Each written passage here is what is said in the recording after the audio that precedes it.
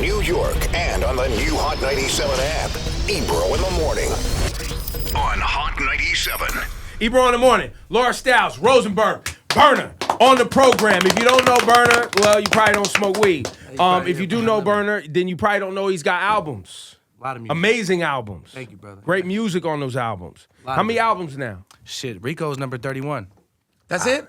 Yeah. Damn, man. Get to work. Yeah. And so what happened first? Because I don't know. You talk about it in your music. Mm-hmm. I don't know how specific you've got. I know you personally, so I know the real story, but I don't know what you want to share with regard to the early days. Yeah, I'm an open book. You know, I started out just, I'm a fan of music first and foremost.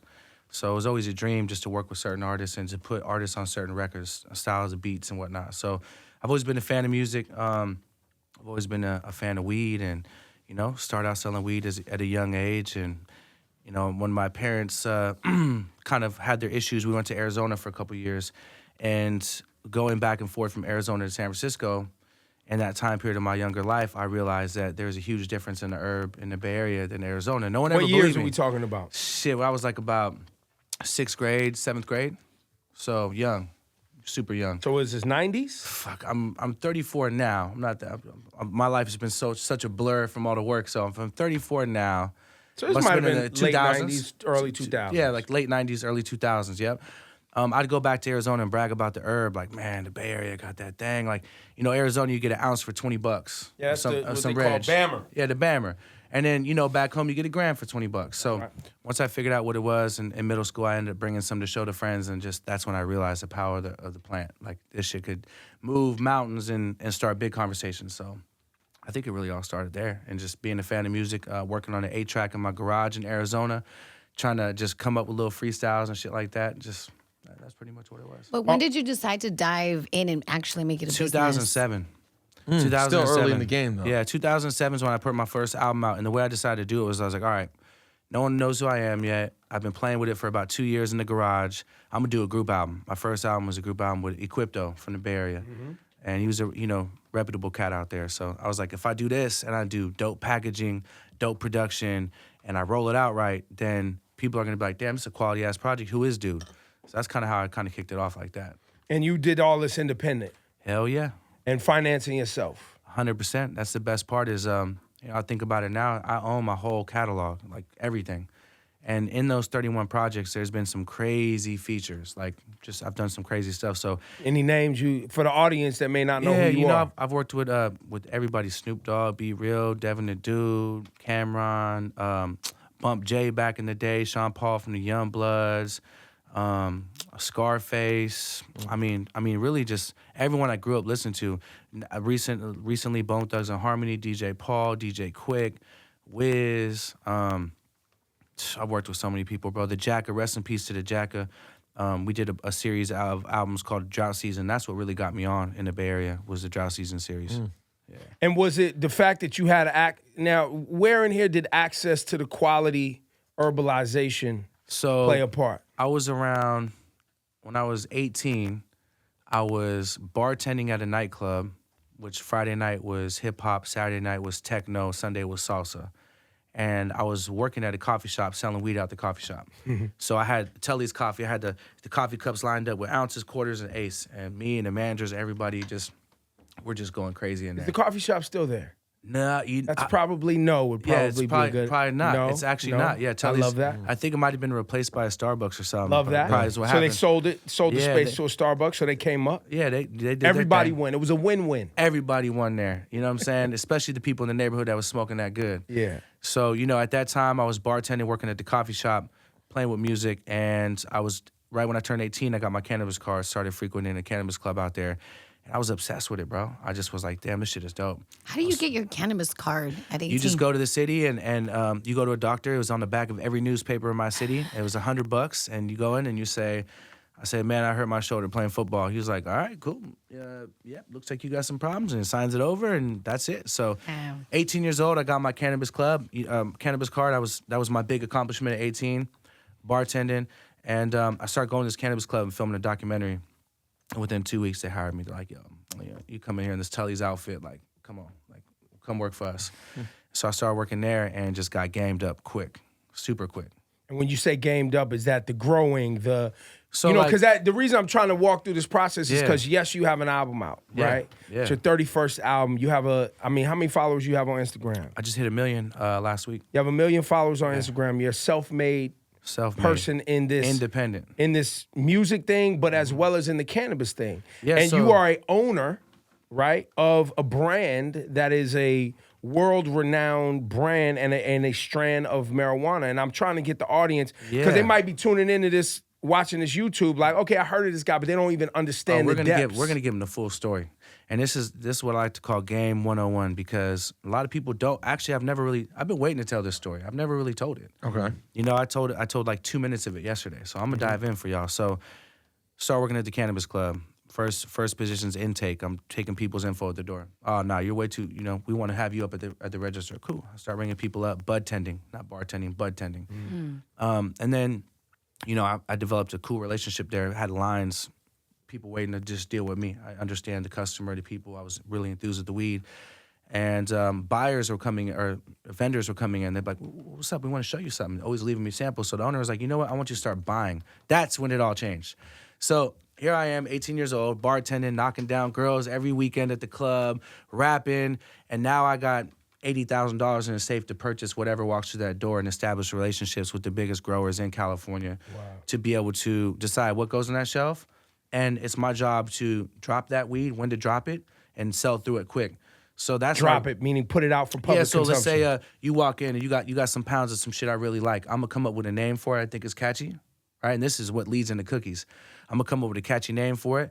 I'm gonna drop it on Friday, but when I release it on the shelf, I want it to sell through real quick. I want this vendor to be so juiced on me every time he comes through. I might be able to negotiate something, you know, maybe get a little, you know, couple dollars on top. And so that's when I really learned the game, was having that position to buy for the club and learning how to drop herb and what made it dope and what made it not dope and what got people excited. I was a guy that you come up like, bro, this is the new shit right here. Here, just take a little rip of that and give him a little nug, let him hit it, because we had a lounge in there too. So just learning the game, being able to buy and vend the weed, and then establishing relationships with vendors. Obviously, if you're living in Humboldt and you're driving down to San Francisco with 100 or 30 or 20 pounds, you don't want to drive back up the hill with it. It's a Now, 5-hour drive. you said Humboldt. I'm from California. I know that drive. Yeah, it's sketch. I've done that drive. It's sketch. It's sketch. The audience may not know about Humboldt County in California, which has Yeah. been growing marijuana kind of in a don't ask, don't tell. Maybe every 5 years they do a big bust, burn down a crop to make it for show. But Emerald Triangle. It's like the mecca of weed. It's I swear people, you know, really was blowing it up before people start doing indoor and whatnot. yeah, And so, you know, the sheriffs would be involved. It's just the whole everyone. That's how it feeds that economy up there. So, you know, it's well accepted. but don't get caught driving out. Nah, you don't want to get caught driving Interesting. up either. So, you know, it's going up and down it's a very slippery road. So like when motherfuckers come up to the store, they're like, Burn, I can't go back up with this. And my negotiating power is there. All right, well, you want how much for that? Give me 34. I got 24 for you, man. What's up? You know? And then boom. You could take your mind from there and figure out how that could all make sense. And so, how did you end up getting into, you know, because maybe the audience does or does not know, but people who grow also own certain types of weed and seeds, right? So I started kind of realizing that, like, you know, at a young age, before the day was today, I started looking at, like, none of these people really have a brand identity. There's all these people with this dope weed, and they have dope strains, but none of them have an identity. You go buy vodka, you go buy your favorite cookies, or you buy your favorite candy. It's got a brand. It's an identity. You know that. Same with clothes. So I ran into my partner, Jigga. Shout out to Jigga, you know what I'm saying, Jai from the city. And he was breeding at a young age. So he'd have different strains. First it was the cherry kush, the cherry pie, and then came the Girl Scout cookies. And when that came, I remember when that dropped. it was just game over. Like we named it, and after, like, you know, at that time, now we catch up to Girl Scout cookies releasing. I got several albums out. I'm a little too big to work at the club anymore because people just assumed I owned it. They're like, this motherfucker must own this shit. And so I was like, told everyone, look, I love y'all. I'm gonna go ahead and step back. You know, I'm gonna go ahead and focus on the rap. Girl Scout cookies came out, started putting it in the right hands, and out of here. You know, Wiz, Currency, anyone that was just pulling through the city, Snoop, Be Real from Cypress Hill, my brother. A lot of people just started just putting it in their hands and started spreading through the music. You heard Rich Homie Quan's record come out, and just Migo, all these people just simultaneously, building up to that, just were repping that shit. It became the one. And in that time, I created the logo and the brand, the clothing brand. You know what I mean? And I feel like the clothing, the music, and the quality of herb was just this crazy. And that's the Cookies brand. Yeah. So behind the scenes, how many strains have you helped develop and launch? Man, probably, the most popular ones would be cherry pie, sunset sherbet, Girl Scout cookies, gelato, biscotti, lemonade, limoncellos. There's so many of them, bro. And they're all like big, timeless strains, like staples now. And have you helped develop any strands for other artists? I've been real kind of reserved on that, because if I'm gonna do that, it takes a lot of time. It takes about 2 years to create something, to do it right. So why? What does it take? Is it just an experimentation process? No, well, so you gotta the plants have to have sex. So, if this was a female plant, and I took some male pollen of another plant, so let's say this is OG Kush, and this is cherry pie. If I blow the pollen on the female plant, it'll have sex and then pop seeds. And then you have to plant those seeds. You have to grow them. You have to take clones. It just takes time. Yeah, then you got to flower it out. You have to whittle through this. It's about a 2-year process to do it right. So when other artists ask, they'll be like, let me just call this some OG or do this or that. It's like, bro, that's not really, my brand has been so reputable, and the stuff we've been out has been such a big deal. I can't just put my name on something. Now, there is 2 people I'm working with right now that are down to do that process and to document it. And to do it right. Yeah, to document it. They want to document this process and show the world how it's done and do a real documentary on it. And every artist that's asked me, I've told that to, they're like, man, fuck that. This dude's tripping. They don't want to put in the work. I'm not spending no fucking year with this. I'm going to go just find the local hood dude that's got some OG Kush and throw my name on it, which is cool. Hey, shout out. But you want to do it a certain way. I like to keep my name solid, yeah. It's a dope process, too, to find something. Right. And to create it. And seeing the results, and to pay off. Yeah, and go license it out around the world. I mean, wait, was Wiz his Khalifa Kush part of? So he was blessed at an early time in my life, because that's my brother, and he was just giving me a lot of looks with the music, and just a good friend and a homie, and he fell in love with this cut of OG we had. And that's actually, which people have never really talked about this, that's the OG that is in Girl Scout cookies, that is in all the crosses that we have.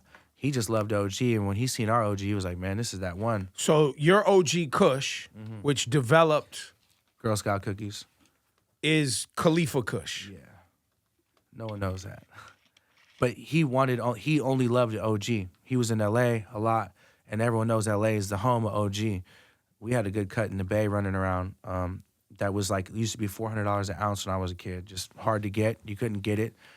And he loved it. And so, we used to bring the bags down and just write the KK on the bag and, Khalifa Kush. And he was just like, yo, I want this to be mine. I don't want no one else to have it.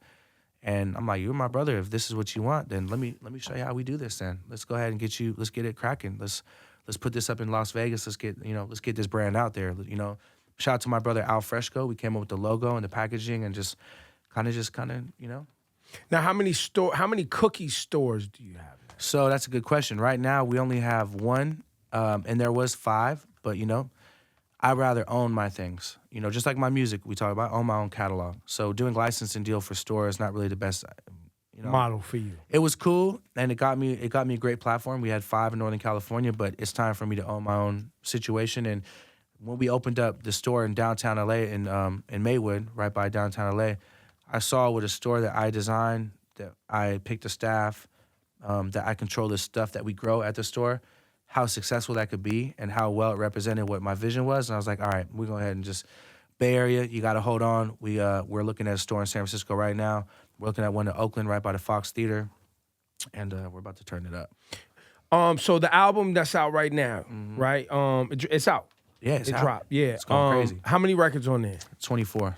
You always put a lot of records on albums. I feel like I got a story. Like each album's it's like a diary damn near of what's going on in my life. Yeah. I like to look back at it, and you can listen to my albums and tell, was this bartender Bern that was on powder wilding out and living a crazy life, or this is just had, my mom just passed away Bern, going through this, or, just had my daughter mature business.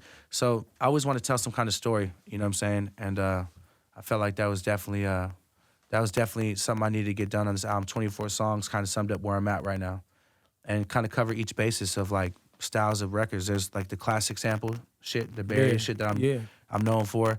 There's bigger records, and there's some international joints on there too. But the album's it's actually reacting better than any album I've ever dropped. Do you feel like a sense of freedom in that you have another business that's your primary business, so you're able to just create? Yeah, you know what? The dopest thing to me is that I have no pressure with the music. I'm not chasing charts. I'm not worried about no billboards. And I'm only working with people that I grew up looking up to, for the most part. I work with some relevant people, you know, people that are up and coming, but for the majority of it, you know, like on this project, working with DJ Quick. Shout out to Steve LaBelle. Steve LaBelle put me with a lot of people and helped me A&R this project. I worked with DJ Quick, DJ Paul, Cocaine, Bone Thugs and Harmony. So just working with people that I look up to, I mean, that's the passion of it. Mm-hmm. As a kid, I always wanted to rap with all these dudes, and I always wanted production from them. So it's no pressure, and it's all fun, and that's why I think it's marinating with people. And the stuff that we address through the music is something that a lot of people can relate to. A lot of people glorify drug dealing. A lot of people glorify the trap, talking about whipping up coke and selling bricks, and that shit is a really dark lifestyle, man. I've really been through that shit, and I really just kind of preach to those people, to the stories that people aren't talking about. Mm-hmm. You know, the butterflies in your stomach when you wait on the boxes, and just the real talk, and people can relate to it.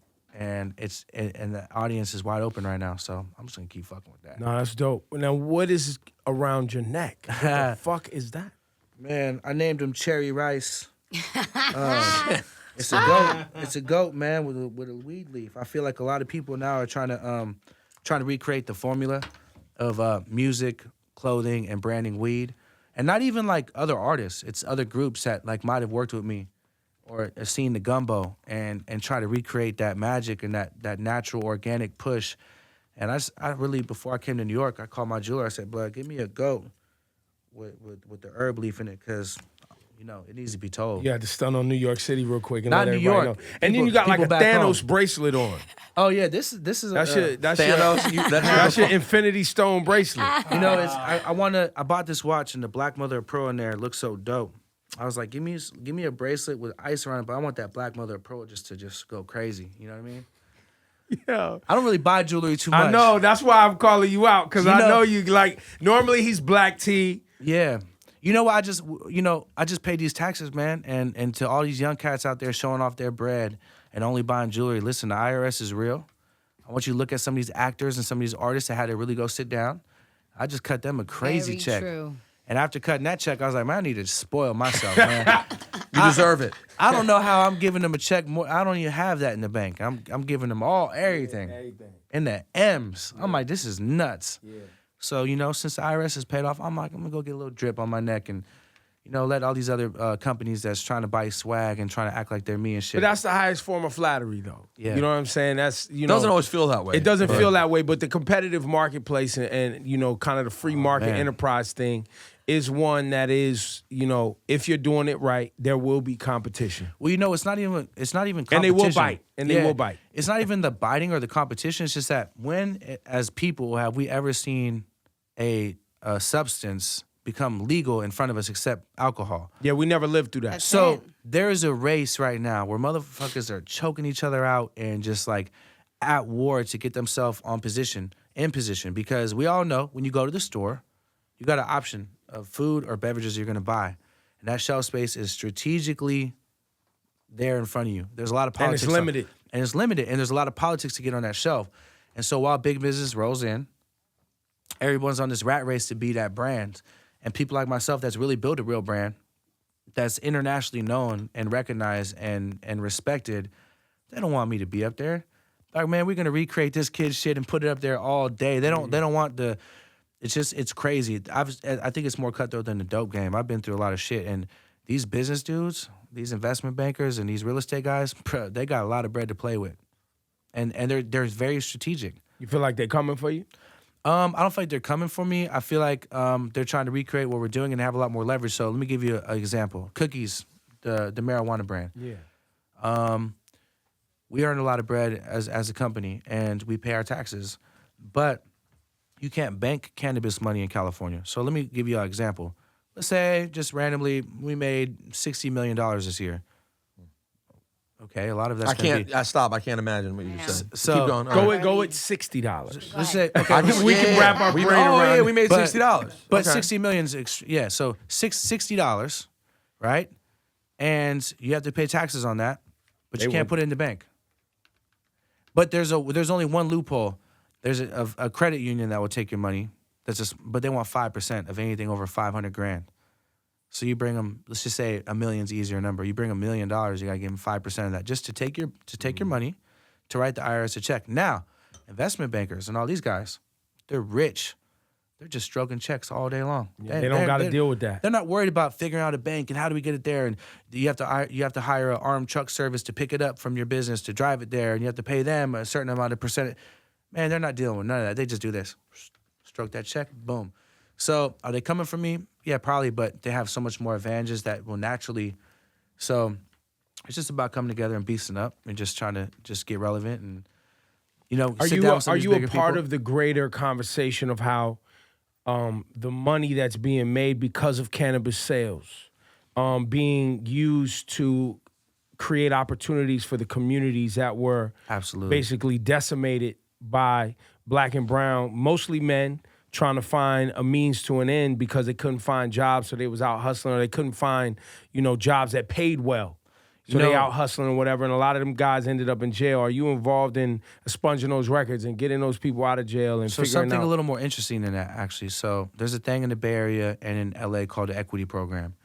And certain licenses, they made a rule that, like, if you're going to apply for a cannabis club or distribution or cultivation, you have to use someone that's been in trouble for herb in that area. Now, big business will find people and just write them a check and say, hey, we're going to use your name. And that's what's going on. To me, that shit is corny. It's mad corny. I'm like, bro, I would never use somebody, especially that's shared the same struggles as me. Wait, say that again. So the big business comes in and says, yo, whoever, we need your name because you already got in trouble for weed, so we need to act like we're using somebody that got in trouble. They'll be like, yo, Ebro, you got in trouble? You got the equity program rights? Okay, cool. I'm going to apply for this license. I'm going to write you $1,000 a month if we could use your name. Meanwhile, they're gonna make $2 million a month. And that sounds cool to somebody that might not have nothing, right? Well, But and that's like a bad recording contract. it's terrible. much. It's like a shady recording contract. But here's what I'm gonna do. We have a partner that is the first black-owned, like the real first reputable black-owned cannabis brand. It's going hard. It's my brother Felix. Shout out to Gas House. He's from Atlanta and he moved to California out of his passion. And he has a spot in Oakland. I said, listen, besides what I'm doing with cookies, my plan is to be like the Facebook. I'm from the Bay Area. I watch Facebook. I want to grab all the talent and wrap them underneath me and come together with everyone that's really from this lifestyle and shop that to all these big people instead of going public and the Canadian market and all that. So going back to the equity program, he has a building in Oakland. I said, what if we were to buy shipping containers? You know when you see the big old boats coming in? What if we were to buy shipping containers, put lights in them, find people with the equity rights in the area, right? And what if we were to teach them how to grow, and if we were to help them pheno hunt and find a strain, pheno hunt. So like start breeding to find a strain for their brand, teach them how to build a brand, put them through our distribution, and document the whole thing, and really put people in position to be in the game that's been in trouble for the weed, because I've always feared my freedom. What if we did that together? And he was like, bro, I'm all the way with it. And so what we're doing, instead of trying to get people expunged or whatnot, is we're going to take people that actually have the rights to be in the game, that just don't have the knowledge or the footprint. Don't know how to run a business, don't know how to feed. Never even thought about all the things that go into it, from trademarking your logo to finding a proprietary strain that would appeal to someone on the shelf and stand out. We're going to build brands out of this warehouse in Oakland, and I want to roll it up under Cookies.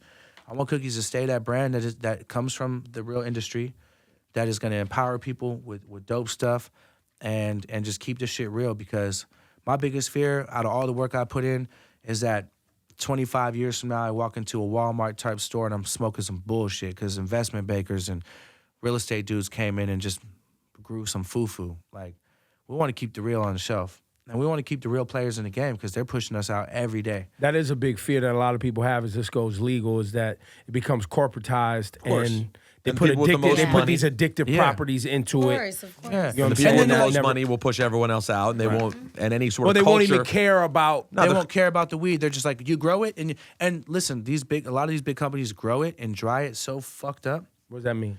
Like, so like if you grow something, you're supposed to hang dry it, in a room with a certain temperature for a certain amount of days and hand trim it.